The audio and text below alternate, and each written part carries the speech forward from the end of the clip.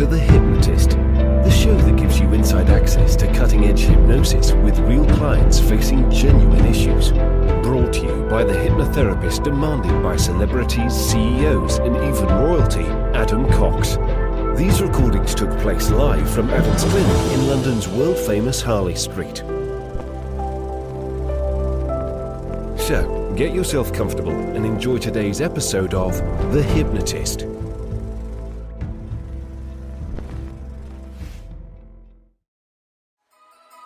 When the holidays start to feel a bit repetitive, reach for a Sprite Winter Spiced Cranberry and put your twist on tradition. A bold cranberry and winter spice flavor fusion, Sprite Winter Spiced Cranberry is a refreshing way to shake things up this sipping season. And only for a limited time. Sprite, obey your thirst. Hi, it's Adam here, and you're about to listen to a hypnosis session that is all about releasing anger in order to release chronic pain. And I was working with a client that had very severe chronic pain, lots of fatigue. It was even affecting their cognitive processes like memory. And they'd been holding on to this for a very long time. And some of it related to an incident in their past with a family member that was lying, betraying them, doing very horrible things. And even, 16 years later, they were still angry about that event. And to some extent, they were still attached to the event, to that individual, even though they weren't talking to them anymore. And that can happen as a way of still having an attachment, a connection to someone, even if it's not a good connection, it's still a connection. And there is this quote misattributed to Buddha that anger is like drinking poison and expecting the other person to die.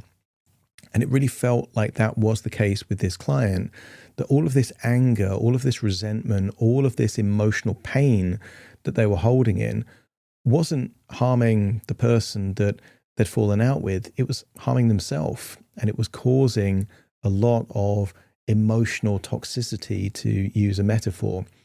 This uses forgiveness, and some people feel quite rightly that they shouldn't forgive someone that has done them harm. But the point of forgiveness is not for the other person, it's for the individual. And you don't have to forgive that person. In reality, I've worked with a lot of people that have had a lot of anger at someone that may have been deceased. Now, how do you close that loop if you can't actually forgive the person in reality because they're dead? But you can certainly do it symbolically. And one of the best symbols of forgiveness is a letter. And the great thing about writing a letter is you don't have to condone the actions of anyone else in order to forgive them. In fact, you can hold them even more to account. You could say, right, this is the pain that you've caused. This is the consequences of your behavior. I don't condone what you've done. It doesn't let you off the hook, but I forgive you. And the forgiveness is really the release of all of the emotional weight and trauma connected to that event. Now, this uses a letter as a metaphor. And why I like that is there is something cathartic about getting emotions onto a page, but then it gives one level of disassociation, because if all of that release is on paper, then it means it's no longer inside you or the client that I was working with. There's a lot going on here. I think those that would benefit most are those holding on to anger, holding on to resentment, holding on to some kind of pain, and might be reluctant to forgive someone else because it lets them off the hook without realizing that they're not on the hook, you are. And once you realize that, and that forgiveness is a way of accepting and releasing what you're holding on to, things can change pretty quick. So if you can relate to any of that, you might get some value from this session. But just be aware that it was created for an individual. Some of the references were highly relevant to the client I was working with. They might not be quite right for you. So just ignore any suggestions that don't quite fit your circumstances and your situation, and just hone in on those that do. And if you do like the idea of working with me directly, there will be a link in the description and the show notes where you can schedule a completely free consultation call. We'll have a chat, and who knows, I might end up being your hypnotherapist rather than the guy that you listen to on a podcast. So for now, though, you might get some value from this session. So find a quiet, comfortable place where you won't be disturbed. relax, and enjoy the session. My name is Percy Jackson. Getting in trouble is like breathing for me. The hit series returns to Disney Plus and Hulu. The danger the camp is under is greater than you can possibly imagine. For the key to our survival, 3 of you must quest to the Sea of Monsters. Let's go do the impossible. I'm not gonna let some stupid monster stand in my way. Percy Jackson and the Olympians. New season now on Disney Plus and Hulu. Learn more at disneyplus.com/whatson.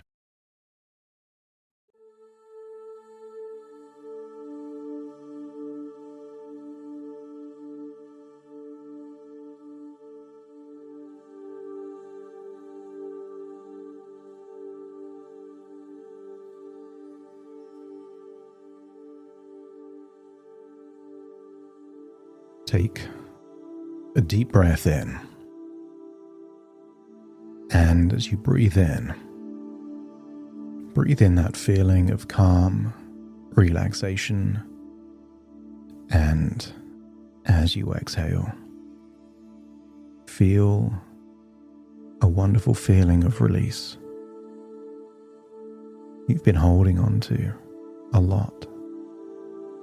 And just imagine every time you breathe out, you're letting a tiny bit of all that you've been holding on to be released. And as you exhale, feel that release. And then on the next inward breath, breathe in a feeling of acceptance.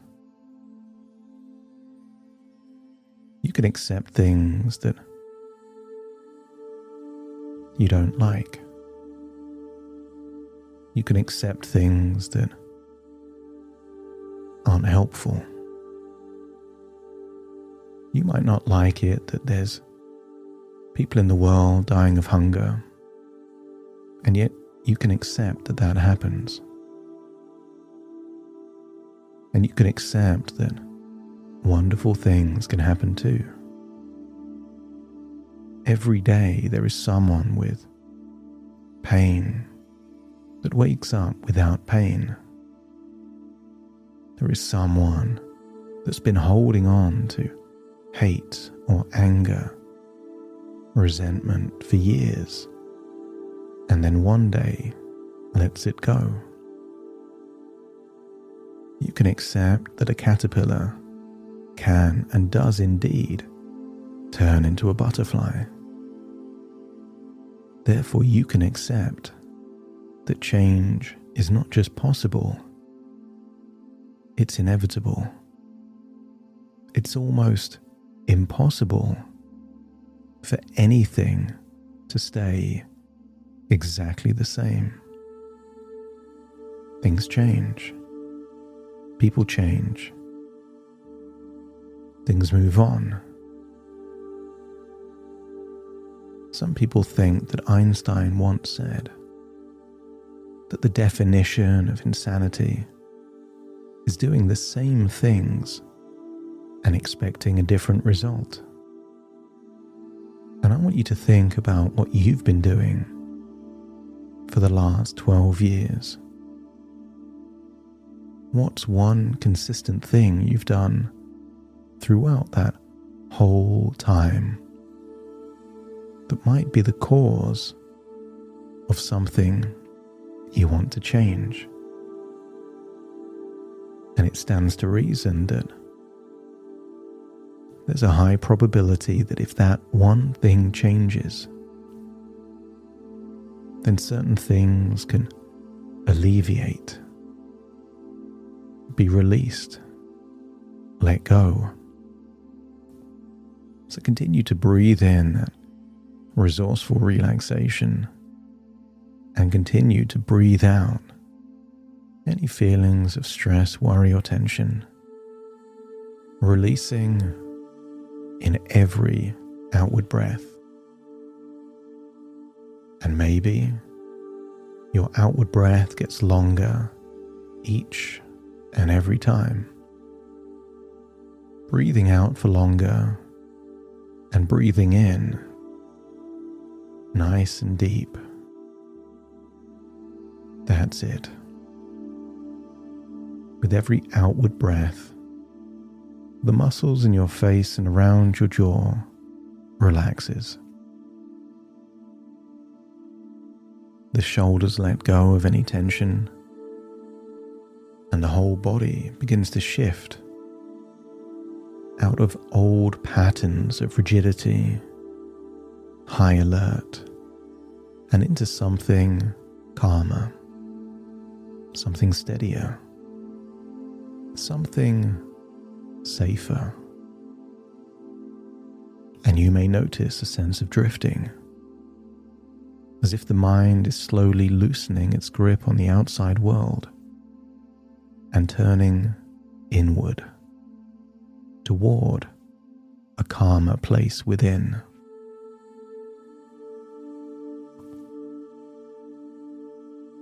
I want you to imagine now a small, quiet room, maybe a candlelight, or one of those lamps with just enough light, a comfortable chair, a desk, and just imagine some sheets of paper, maybe a notebook, and a pen resting beside it. This room belongs to you, a place where no one else can enter, and no one else can judge, and no one else can influence, because this is a room where you do things for yourself and not for anyone else. And as you imagine sitting down in that chair, you may feel the chair hold you, support you. Sink your body into that chair as though it understands just how much emotion you've been carrying. And with every breath, you sink deeper and deeper into the calm relaxation of that chair, in that room, next to that desk with that paper, and see a pen by the paper and just know that a wonderful change is about to happen. And as you sit in that chair, you notice that the paper in front of you, it isn't for the world to see. It isn't even for an individual. And it isn't for forgiveness in the way people misunderstand that word. This is something else. This is a release, a severing of an old connection that has drained you for far too long. A way of taking your energy back, your peace back, your power back. And you can hold on to all of your truths, and you can hold on to your boundaries, and you can hold on to your clarity about right and wrong. None of that changes. Because this person you've been thinking about, you are not letting them off the hook. You are letting yourself off the hook of carrying pain that was meant to be temporary and belonged to the past. If your unconscious agrees, let me know by nodding your head. And when you're ready, imagine your hand lifting the pen and writing the very first words. This is not for you. This is for me. And I want you to imagine the hand moves, the pen writes, and you don't have to know what's being written. But just feel that you are writing truth. You are releasing emotion with every letter and every word. Share the pain that you felt, sorrow, grief, anger. Write it all down. Things that have been real that you've kept inside. And you don't have to dilute anything. You don't have to excuse anything. You don't have to approve of anything. But maybe you write words like, I'm done carrying the weight of what you did. I want you to get a sense that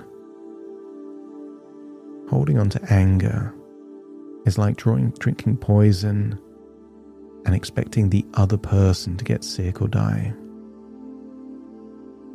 All of this anger didn't punish him, it punished you. And you deserve better than that. And as you imagine your hand continuing writing whatever comes to mind, maybe you imagine words like, I release the anger because I won't let it injure me anymore. And I release the resentment because it keeps me tied to a moment that is long since gone. I release the hurt because I am ready to heal. You are free to carry your own consequences, but I no longer consent in my suffering. Write whatever comes up for you. First in the mind, then in reality. And with every sentence, you may feel something shifting. Maybe it's a sensation that comes up, a feeling, a tightness that releases. A quiet unraveling of tight knots deep, deep inside. And you are not forgiving the past. You are extracting yourself from it. You are not excusing anything. You are reclaiming your life force.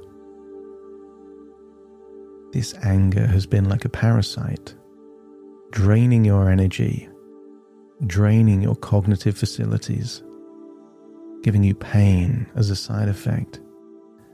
And as you write the letter, you are freeing yourself from the parasite of anger.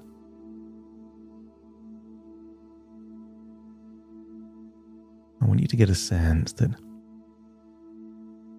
they were never on the hook. So you're not letting them off the hook. You are stepping off their hook. It's you that was hooked, and you are detaching yourself from the hook. I want you to imagine a sharp hook, the kind of hook you use to catch fish. And imagine it there, maybe in your jaw, your tongue, your mouth. All of that pain in your mouth was the hook attached to you. And just imagine, as you continue to write, that the hook is detaching from you, especially around your mouth, so you can live freely again, no longer attached, no longer connected. And now notice where in your body that old anger or resentment used to live. For some people, it's the jaw, the chest, the throat, the stomach. And as your mind writes the words on the page, your body writes its own message. Imagine releasing tension from those places. As you imagine writing, certain sensations change. Tension turns to relaxation. Tightness softens. Contractions or restrictions open. feels maybe like you're letting movement return to what once felt frozen. Feel the exhale flow through these places, as if each breath is sweeping out the old debris of a story that no longer needs to live inside you.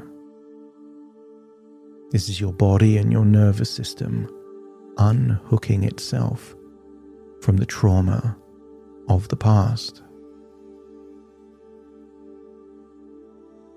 And when the letter is finished, you place the pen down and let me know by nodding your head. As you read the words, not as a message to them, but as a message to yourself. Maybe you read words like, I choose my healing over my anger. I choose my peace over my pain. I choose my future over the past. Maybe see certain words connected to feelings that aren't in you anymore, they're on the page. And then you fold the letter, and you don't need to send it. You don't even need to share it. You simply take the folded paper and place it into a box in that quiet room, a box that seals itself. When something no longer belongs inside you, your pain, your trauma is no longer in you. It's in the letter, in the box, and that box is sealed. As the lid closes, the emotional tether that once held you so tightly releases, dissolves, disconnects.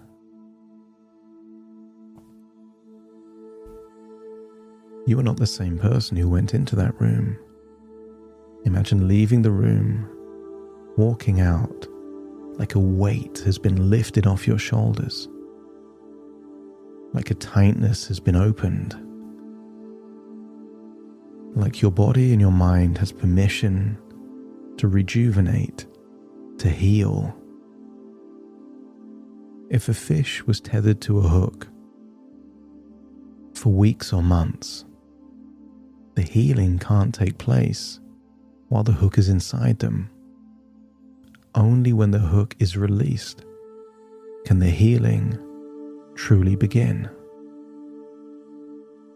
If your unconscious can reach a point of forgiveness, not for them but for you, real forgiveness, then the clue is that that anger inside turns to something else. Maybe acceptance, maybe compassion, or maybe just understanding. But no longer anger, because anger is the poison that's been harming you. Imagine leaving the room and returning to your physical body. But get a sense that the anger is missing now. It's in that letter, in that box, and has evolved into forgiveness. Very soon, I will count from 1 to 10, and you will return to the here and the now, taking back a wonderful sense of freedom with you. So take a deep breath in through your nose and out through your nose. Wiggle your fingers, wiggle your toes. Connect and calibrate into the here and the now. As I now count from 1 to 10 to awaken you. Starting to count. 1, 2, 3, waking up. 4, 5, 6, more alert.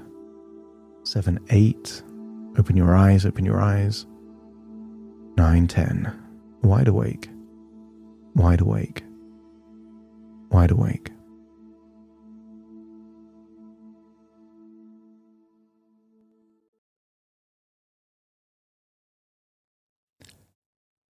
Thank you so much for joining me on today's episode of The Hypnotist. If you've enjoyed this episode or got some value from it, please give it a 5-star rating and review. And maybe you know someone that would also benefit from this particular episode, in which case share the episode with them so they can also get the benefit too.